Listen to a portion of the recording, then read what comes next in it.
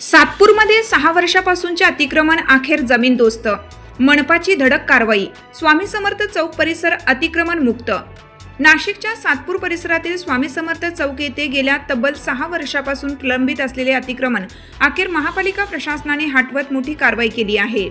या कारवाईमुळे परिसरात मोठी चर्चा रंगली असून नागरिकांनी समाधान व्यक्त केले आहे. हॉटेल प्रतीक्षा बारच्या मागील बाजूस करण्यात आलेल्या वाढीव अतिक्रमणावर मनपाने जेसीबीच्या सहाय्याने कारवाई केली.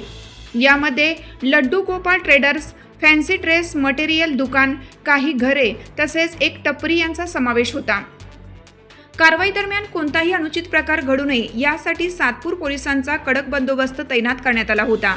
यावेळी अतिक्रमण उपायुक्त सुवर्णा दखणे यांनी स्पष्ट इशारा देत सांगितलं की मनपा हद्दीत कुणीही अतिक्रमण केल्यास त्यांच्यावर नियमानुसार कठोर कारवाई करण्यात येईल.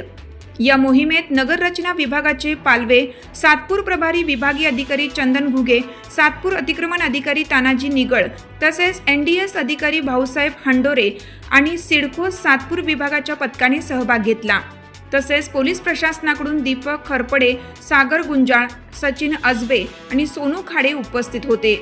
अतिक्रमण गाडी प्रमुख भगवान सूर्यवंशी, प्रमोद आव्हाळे, सुमित दिवे, शिरीष शिंदे, प्रदीप जाधव आणि अतिक्रमण विभागाच्या कर्मचाऱ्यांनीही या कारवाईत सहभाग घेतला.